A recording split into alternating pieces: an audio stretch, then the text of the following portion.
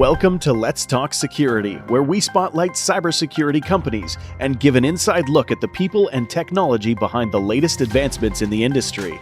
We discuss a wide range of topics with subject matter experts about today's cybersecurity challenges and how their solutions are helping organizations like yours maintain a continuous security posture.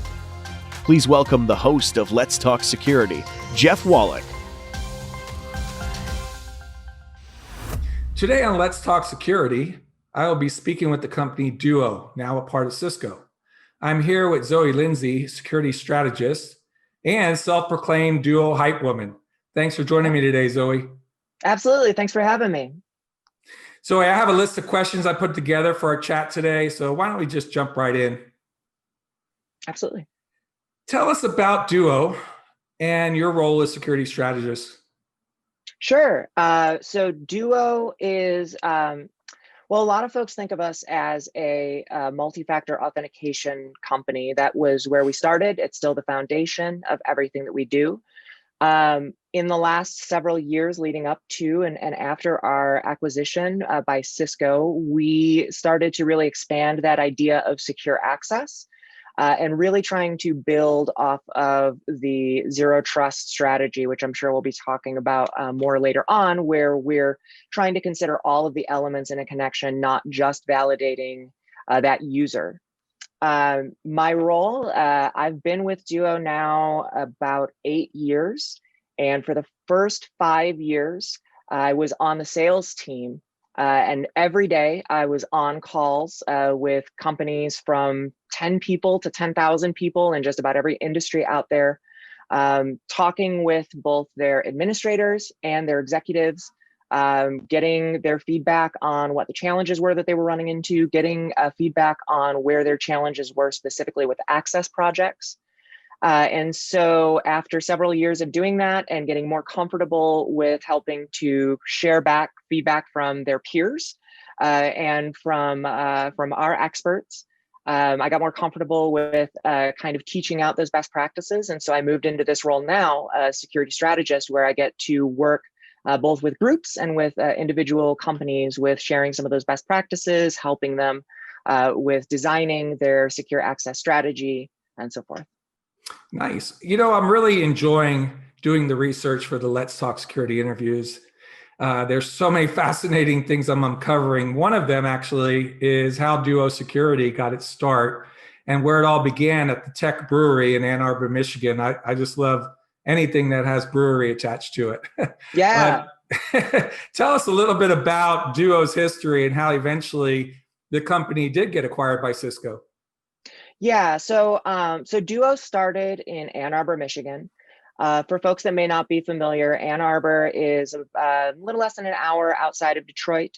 It is a big university town. University of Michigan is right there. Eastern Michigan University, which also has a strong computer science program, is right next door in Ypsilanti.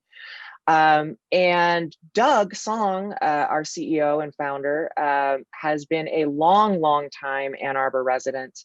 Went to University of Michigan and has been a big believer in building the tech scene in the Midwest. Seeing that a lot of his friends that graduated with him from the University of Michigan were kind of fleeing to the coasts to either Silicon Valley or to New York for tech jobs. And he thought that there was really an opportunity to build that kind of incubator environment in Michigan.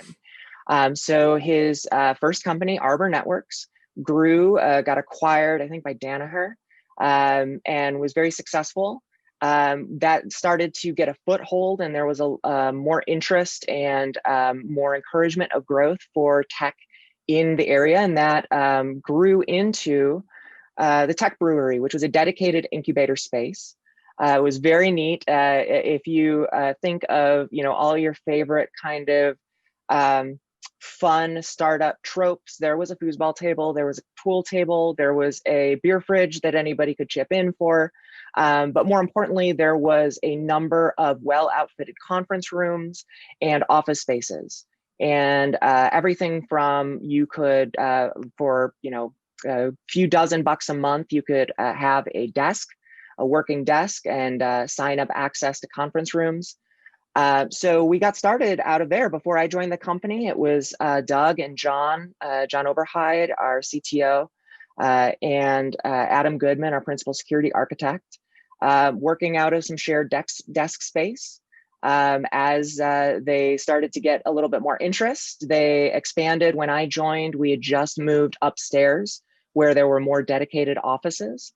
And by the time we moved out of that office in, I think, 2013, end of 2013, we had grown to the entire second floor.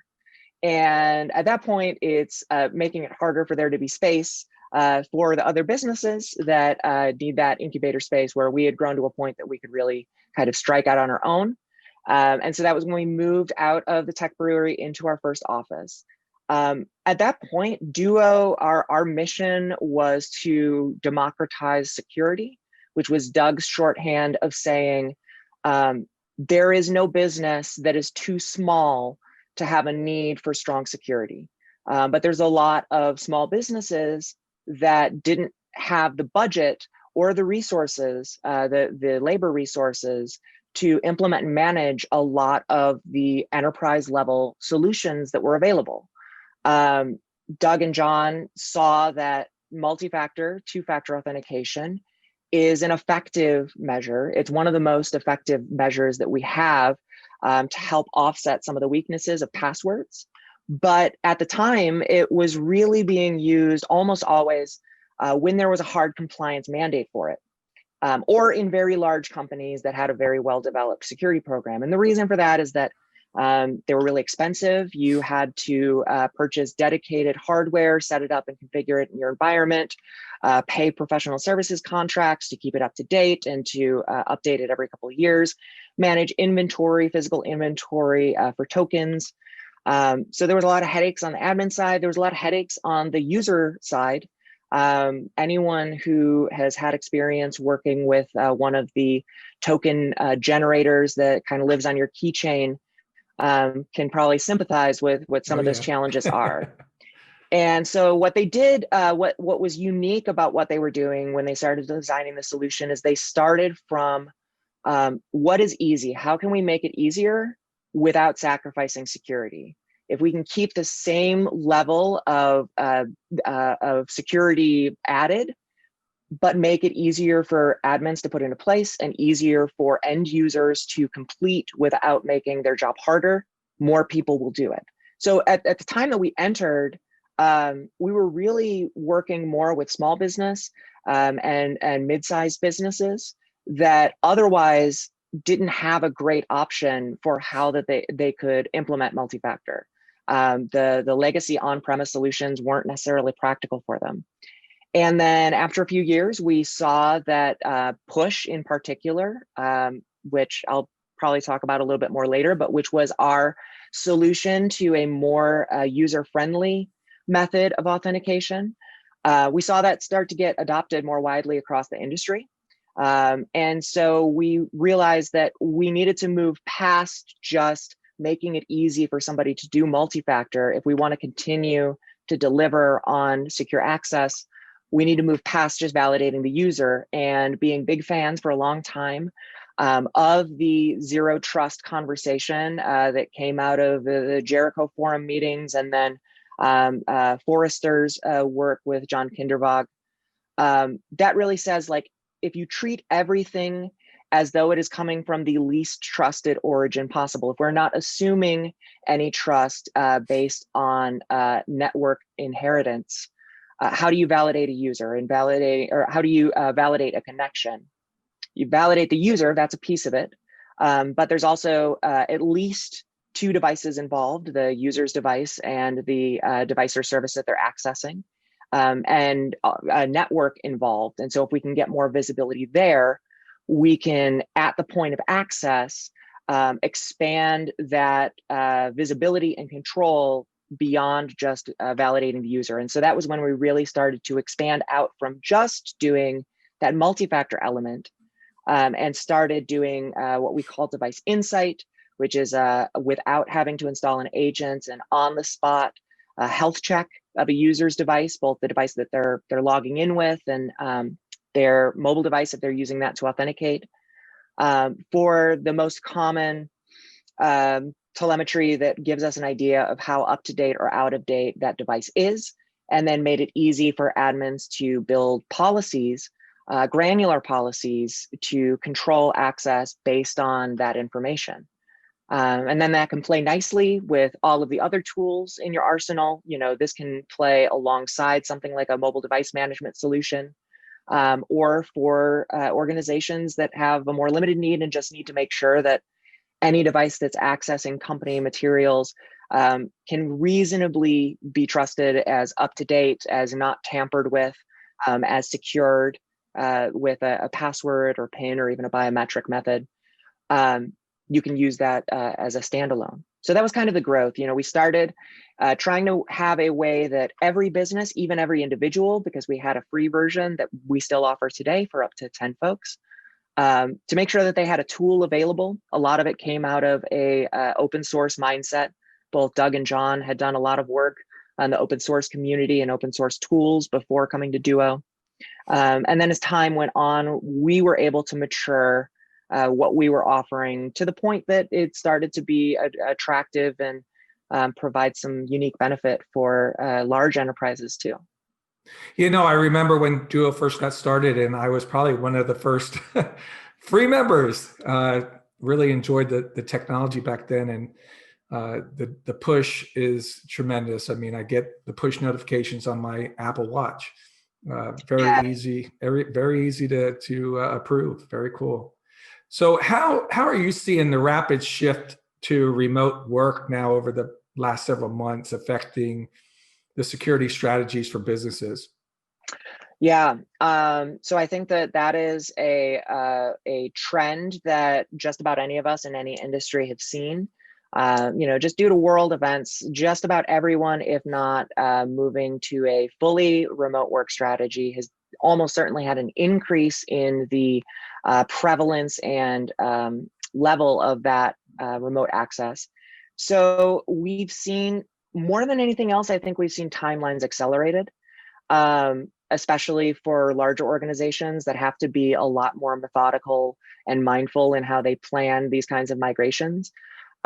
We talked with a lot of customers that were early on in developing a new remote access strategy, usually alongside a restructuring of their larger identity and access management strategy. And so a lot of folks were already expanding remote work. SaaS solutions make it more feasible than ever for folks to work mostly or even fully remotely. But we saw a lot of businesses that considered remote access as a limited part of their infrastructure. This is our remote access strategy is our VPN program, and anything else that users need access to will be behind that VPN.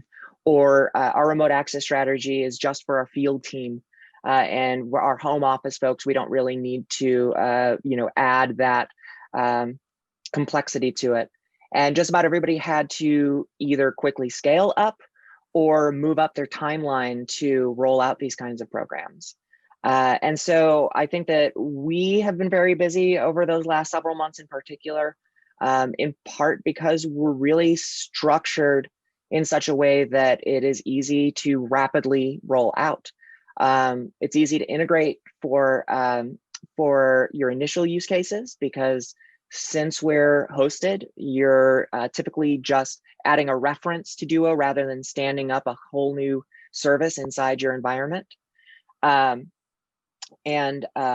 you're able to quickly get your initial integration set up, but also every time you add an integration or enroll a new set of users, or those users enroll devices, you're building up a library of policies, of user device associations, of integrations that make it easier to further expand. And so I think that's the biggest thing that we've seen, is that a whole lot of companies had reviewing or updating their identity and access management strategy to be more inclusive of those SaaS solutions and try to centralize that access as much as possible. either have to really move up those timelines or get more aggressive on their rollouts. Every top 10 security list that I'm seeing today, they've all are recommending MFA. But before we get into MFA, let's just talk about passwords, right? You had sent over a slide deck when we were preparing for our interview, and there was a comic strip that caught my eye. It showed different password techniques, and then at the bottom of the comic strip, it said, through 20 years of effort, we've successfully trained everyone to use passwords that are hard to remember for humans, but easy for computers to guess. Yes. That is so true. It's so true. Share with us the problem of passwords. Yeah, absolutely. I think if you really want to boil it down, the biggest problem with passwords is that we have built an industry that primarily relies on a model that no longer fits. The first computer password, I think, was in 1961, and I don't have my slide notes in front of me, so forgive me, but I believe it was the MIT lab that had implemented a password policy for researchers for their access to the lab.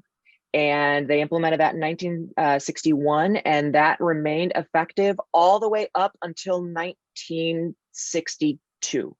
When a researcher who was frustrated that they were getting limited on their time in the lab managed to access the file where all of the researcher passwords were stored and capture them.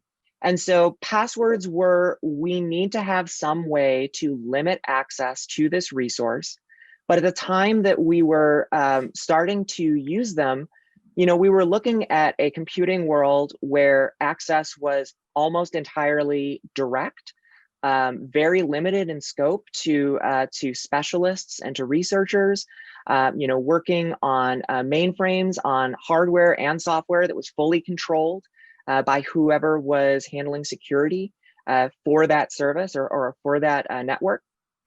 And now that doesn't really fit at all with the world that we see today, where not just specialists and experts and researchers interact with systems every day, but everyone does, from 2-year-olds to 90-year-olds.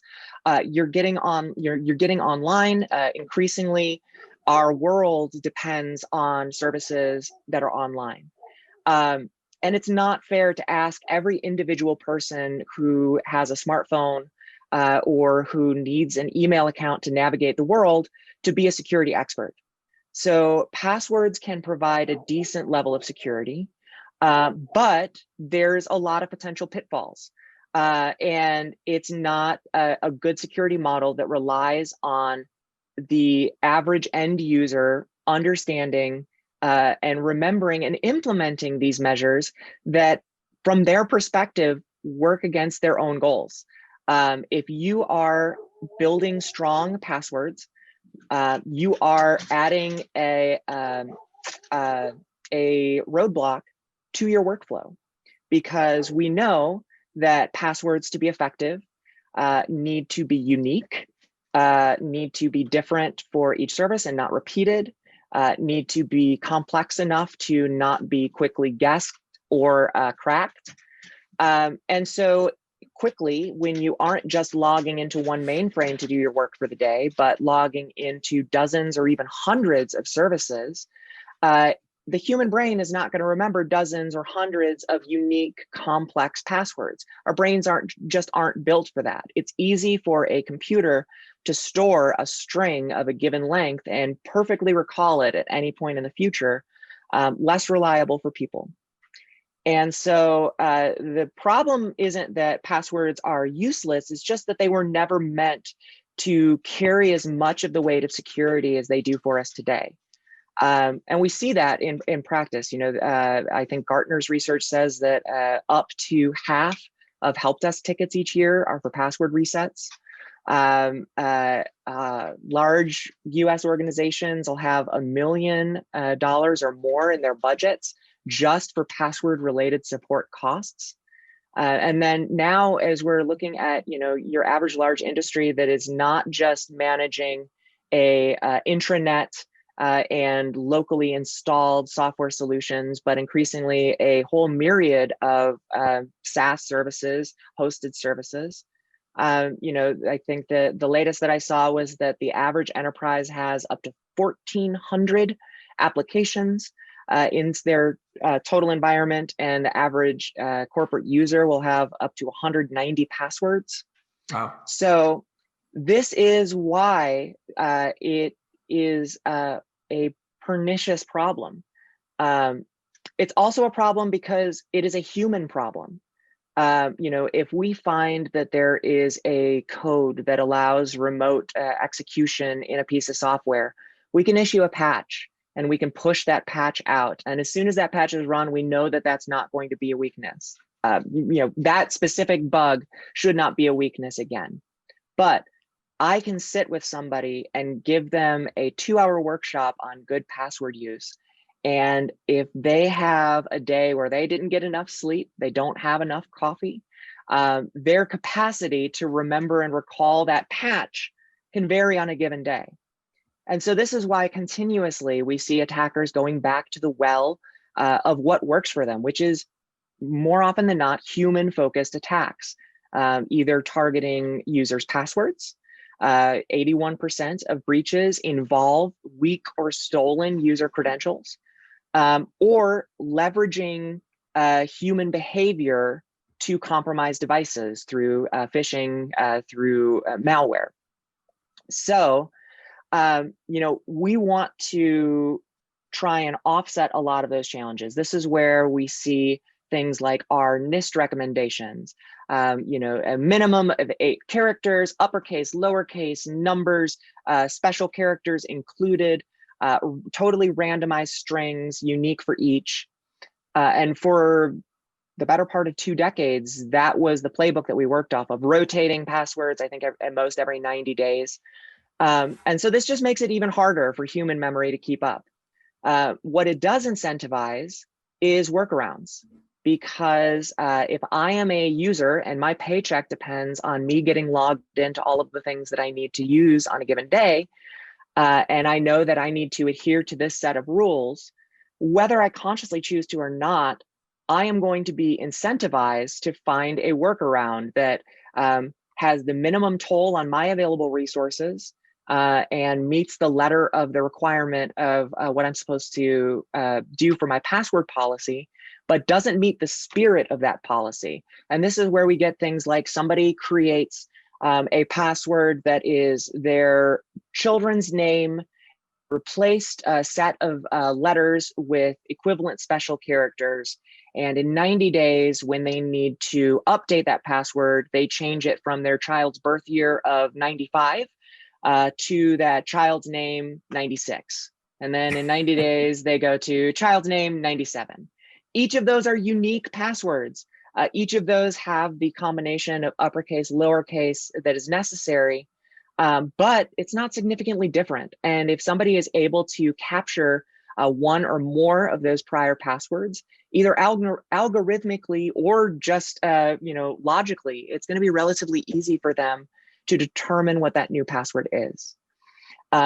This becomes even more of a problem when we start to see massive, like almost unfathomably massive password dumps, where tens of millions, hundreds of millions of account names and passwords are captured in these massive hacks and then just dumped on the web for other attackers to find and to build tools to leverage. So now, even if I've done all of the right things and I've built a great password and I've made sure to keep it unique, as soon as I repeat that password, my tier 1 password that I only use for my really important stuff, for my email and my bank account, and I forgot that I also use that for a social media account that I don't use from years ago. Well, if that social media account password ends up in a dump, now it is incredibly likely that somebody using an automated tool to try and find users that are reusing these passwords, it's incredibly likely that that password, even if I'm not personally hacked, can be compromised. So both because of the increasing ubiquity of computing in our everyday life and at every level of technical sophistication in our society, and the increasing scalability of attacks because of things like these massive password dumps. It means that passwords provide us less and less of a reliable defense as time goes on. You mean your password? You mean you don't have a password 1, 2, 3, 4, 5, 6? I know I don't. I would, if you ever want to give yourself a good, tis the season around Halloween. If you want to give yourself a good scare, go Google up what the most common passwords are. Oh, I've seen them. I'd encourage that for all of the audience, because it's and it goes back to these kinds of workarounds where you can see that so many of them are relying on shorthand from their input method. The password will be 1, 2, 3, 4, 5, 6. The password will be QWERTY because somebody can drop their finger on the keyboard and run it across and have something that passes the very first level of a cursory look of unique. But it becomes a game of Family Feud where people are choosing the answers that a whole lot of other people have chosen, maybe don't realize that. Yeah, like a good pianist, just drag yourself across the keys. Right, exactly. So let's go back to MFA then. Wikipedia says that multi-factor authentication is an electronic authentication method in which a computer user is granted access to a website or an application only after presenting 2 or more pieces of evidence or factors to an authenticated mechanism. Can you explain what are those factors of authentication? Yes. So authentication, I mean, we understand it in a casual vocabulary in the context of computing. Authentication is how we validate and make a decision whether somebody should be able to access whatever it is that they're trying to. In the context of a business, it is making a risk assessment and deciding whether there is a acceptable level of risk before allowing somebody access to critical or private or valuable data. And so there's a variety of ways that we can try and complete that verification. You can think of things, the various factors that are available. You have knowledge-based factors. All of us have knowledge-based authentication factors that we rely on, because that's what passwords are. Passwords are a secret that you know and that you provide when challenged each time that you go to log in. But passwords aren't the only knowledge-based authentication factor. Security questions are another form of knowledge-based authentication. You can think of this as something that you know. You probably have heard the phrase, something you know, something you have, something you are.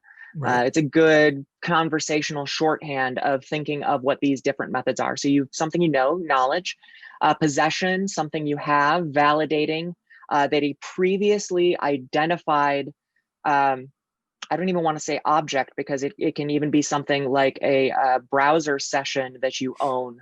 But it's associating something that we can absolutely determine was in your unique possession, and checking if that is still in your possession. This is where you have something like a hardware token.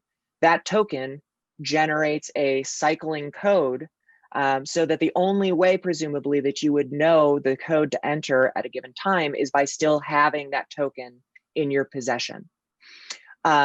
Inherence is something that you are.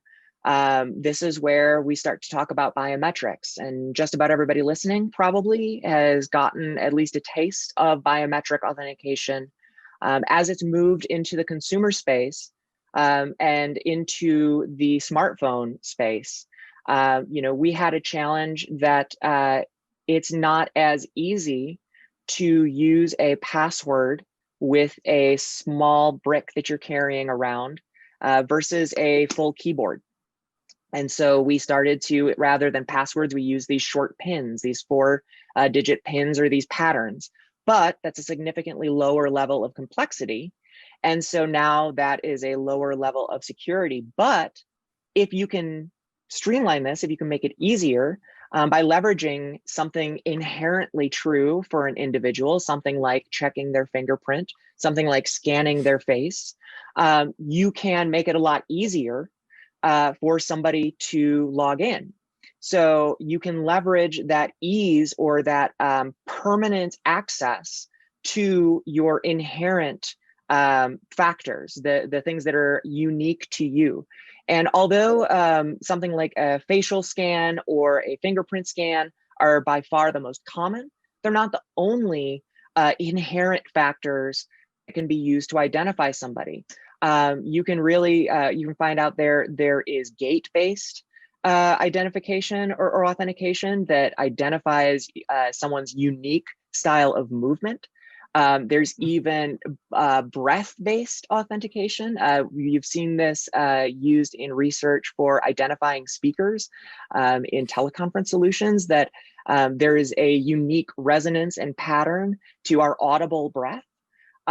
Even typing patterns. There's been examples in research where they are trying to identify threat actors, and they are able to build a pattern of text entry to identify, like, I always end up hitting the one button before I hit the tilde when I'm typing quickly. And so over time, that becomes distinguishing enough that it's very, very, very, very difficult for somebody else to try and imitate, and becomes an inherent trait to identify me. And then finally, you've got location. And this is something that is increasingly leveraged as we have a reliable way to identify location for a user, not just with the endpoint that they are completing their access from, but often from an independent second endpoint like the phone in their pocket. And so if you can correlate one of these things, you can start to establish whether somebody can reasonably be trusted to be who they say they are. But any one of these methods has some drawbacks. The challenge of a secret is that if it is not complex, it may be easily guessed. If it is complex, but somebody can be tricked into providing it, then it can be repeated, and it's hard to identify the difference between that valid user and somebody who has just learned that secret. Biometrics are inherent and very unique, very hard to imitate or duplicate, but they're set. You can't revoke your fingerprints. You can't have a password policy to generate new fingerprints every 90 days. So any one of these factors has security benefits and drawbacks, but by choosing two or more of these factors of authentication, and ideally two different forms of two different factors of authentication, you can significantly reduce the risk of any one of their individual drawbacks. That is really interesting. And that's why I guess, when I was talking about the list of top 10 lists of, important things to implement in cybersecurity, MFA is one of those top ones for the work environment. But how about our personal lives? I mean, we're seeing more of that as well, kind of come on through for our banking and things of that nature. Talk to me a little bit about the importance of MFA, not only in the workspace, but in the personal lives. Absolutely. So all of us, every business has valuable data that they need to protect. And I think that for a lot of us, we tend to think of computer security as a problem for people with something worth stealing. But really, all of us have important data that is important, valuable for us to keep private. Even if you are very resistant to doing business through the web, you don't do any online shopping, you don't have a online bank account, your email account is still used as a way to validate your identity. And more often than not, any other account that you have as a baseline will rely on your email account to recover your identity if something happens to your password. If you forget your password to log in to your social media site, when you click that forgot password link, almost certainly the first thing it's going to ask you is to enter your email address to request a password reset.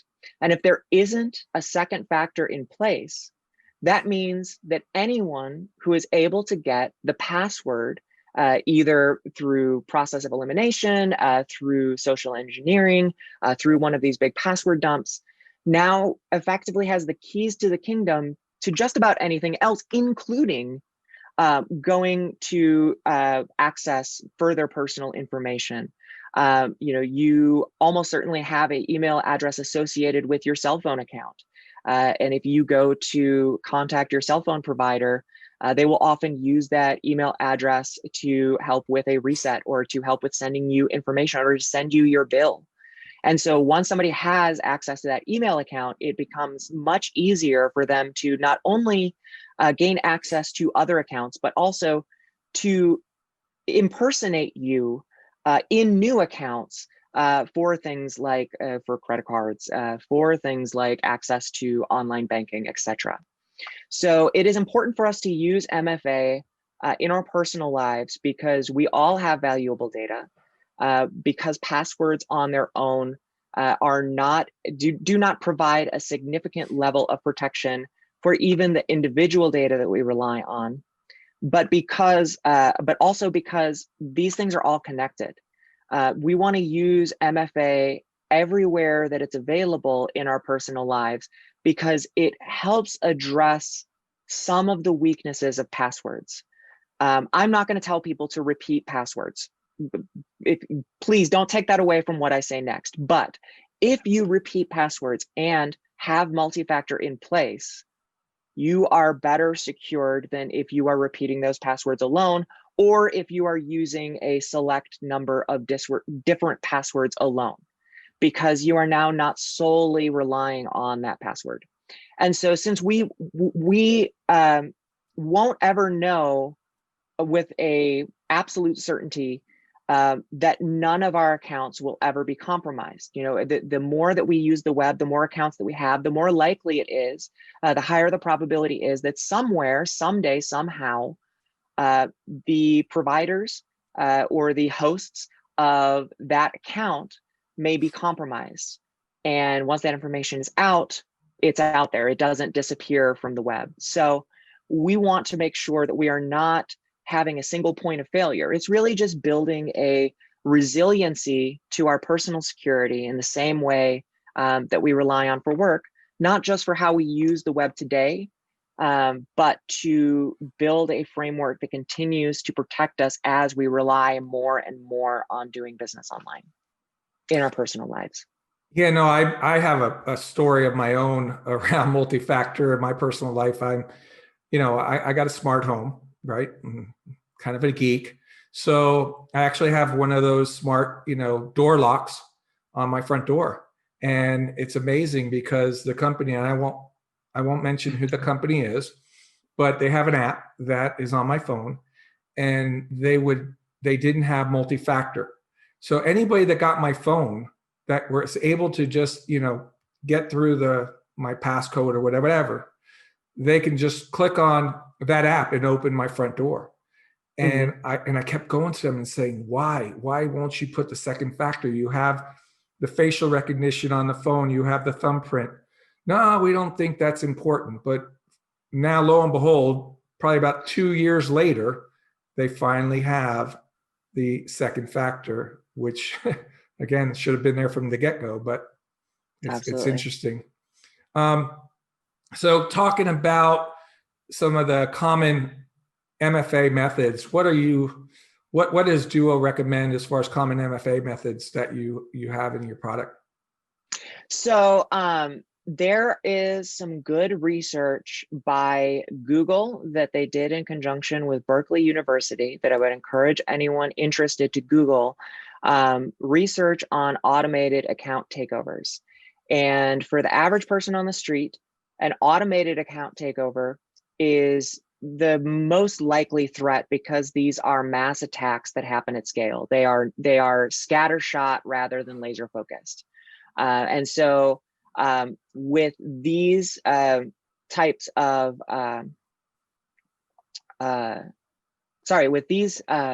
attacks, you want to try and make sure that you are addressing, you're able to address, 80% of the problems with 20% of the effort if you are able to address these automated attacks. Now, if you are a extremely wealthy person, if you are a extremely senior person or have a good amount of control in an organization that may be attractive to an attacker, that may not be the case for you. You may be an attractive target for a personalized attack. But for the average person who just lives their regular life online, doesn't have privileged access at work, probably if you are the victim of an attack, it's probably one of these bulk attacks. And so while there is a wide variety of factors available, some of these factors are a lot better than others at protecting against automated account attacks. The most effective in this research is unique device-based authentication. That is not just validating that a user has something in their possession, but that there is no way to copy or imitate that.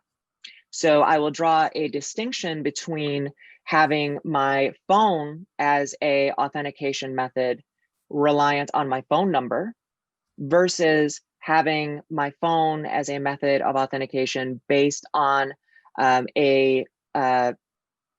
we call it push, but we send a device prompt that is unique, generated at the time that that request happens and sent only to that user's device. Now, my phone number is semi-unique. Nobody else has my phone number, but my phone number is not absolutely tied to a single device. It can be ported, transferred either by me taking a SIM card out of a mobile phone or talking to my phone company and porting it. So it's a semi-unique identifier. Whereas something like push, which is our smartphone-based authentication method, is using a public-private keyed handshake each time that a request is made that is interactive to make sure that it is not just a semi-unique, but that specific device.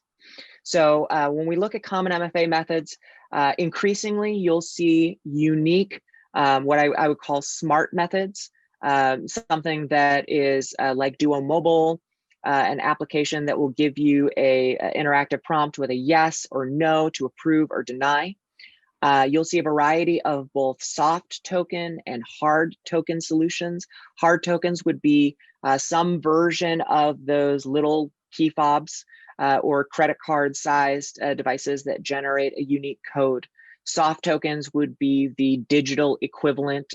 You may have used something like Google Authenticator, where you scan a QR code and each time you tap on that account, it'll give you that code just the same as if you were pressing a button on the key fob. Telephony methods are very common, both cell phone callback as well as SMS passcode. So rather than in an app, sending a single code or a batch of passcodes in a SMS text message. Biometrics are a growingly, increasingly common method. Trying to think what are some, we are also seeing newer methods like web native methods through standards like WebAuthn, that is a way to have a request for authentication, but easily work with it to tie it back to something like biometrics or leveraging something like Touch ID on a MacBook so that you can use that instead of a password when you're logging in. So you mentioned a little while ago the Duo Mobile app, and that is obviously it's required to be installed on a user's personal device. But there's some concern, I guess, that users have, and I don't know if this is something that they should be concerned about, where they think that maybe that app is going to track that user or have access to their personal data. You want to talk a little bit about that? Absolutely. I will say a lot of times when people ask this question, they're almost hesitant about it, like they're afraid that they're going to be reprimanded for asking. But I love this question because it indicates that somebody is thinking about what information is being shared on them. And that's something that all of us would benefit from. So usually when people are worried about installing an app on their personal device, it goes back to privacy and control. They're concerned that if they do this, that they are opening up a doorway for whoever is asking them to install that app to track where they are, to look at information on their phone, or to have control over that device, to do things like wipe that device or remove files from it. While these are all things that may have a place in security strategy, if a company has information stored on remote devices, it may be a necessary part of their security strategy to remotely revoke that data from that device. But in the instance of Duo Mobile, we aren't getting access to your photos. We're not getting access to your GPS to check on where you are at any given time. We're not getting permission to wipe your device or remove any information from it. All that is being provided to Duo is what is shared through the default developer permissions on any app on a smartphone. So if you have installed the Domino's app to keep track of where your pizza is coming from, if you've installed a social media app, if you have installed a emoji app, if you installed a app to share pixel art to a little Bluetooth dongle, it's the exact same level of baseline access that's available to any of those other apps. And it's really generic, anonymous information, both that tells the application developer how to present that app and what options to provide you based on what your device supports, things like the resolution of a screen or the version of an OS that you're running, because some features may or may not be supported, but not giving your photo library, not giving your journal notes that you've got in your Notes app. So the only permission that's requested by the Duo Mobile app is camera access, not photos access, but camera access to view and scan a QR code when you're adding an account. If you don't want to grant that, most smartphone platforms give you a way to opt out of that permission. And we do have an alternate way that we can deliver a link, an activation link that you can use instead. But otherwise, the things that we're checking are all what I like to call security hygiene. It's stuff like, has your phone been rooted or jailbroken? Has it been tampered with and therefore more vulnerable to attack? What version of the OS is it running? Do you have a lock screen in place? And if that lock screen is enabled, are you using a PIN or are you using a biometric method? So it's things on that level. In terms of the amount of communication, one of my teammates recently gave me a fun stat that I didn't know before, that 500 Duo authentications in total use about a meg of mobile data. Wow. So that is, for many people, that is a year or more of the authentications that they may be doing for about a meg of mobile data. So it shouldn't have a significant impact on your data plan. And you're not giving up the keys to the kingdom or telling all your secrets. And for most folks, that addresses what they're worried about. If I can shift from saying why you shouldn't be worried to why maybe you should be excited, Duo Mobile gives you a keychain, not only for your Duo accounts, but for third-party soft token accounts. So if you've got Google email two-factor enabled, if you've got two-factor on Facebook or Twitter or for your bank, if they have a QR code that you can scan with whatever general soft token app like Google Authenticator they recommend, you can import those third-party tokens into Duo Mobile and have a one-stop shop. So you can keep yourself safe, not just at work, but safer in your personal life and not have to install another app. Also, the Duo Mobile app will give you the same feedback that it gives the administrator about the security of your device. So it'll tell you, hey, your device is now out of date and there's an important security update that you need to install. So here's information on how you can download and install that update. So it can kind of be like a security buddy and give you that feedback so that you can keep your personal devices up to date, just like your IT team at work helps to keep your corporate devices up to date. Yeah, no, I use my Duo Mobile app for everything. I basically just, rather than Google Authenticator, just put it in Duo. It's funny, you pointed to your pixel art. I was going to ask you if that was a light bright. That's going to date myself.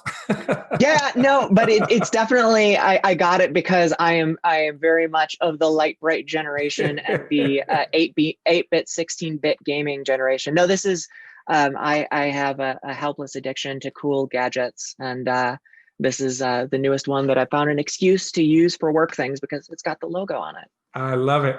Well, Zoe, this is kind of, coming up on our time today, and I really appreciate it. I enjoyed so much talking with you and learning a lot about, the history of Duo, the MFA products that you guys bring to the table, and what makes them unique and one of the leaders in the industry. So again, thank you very much.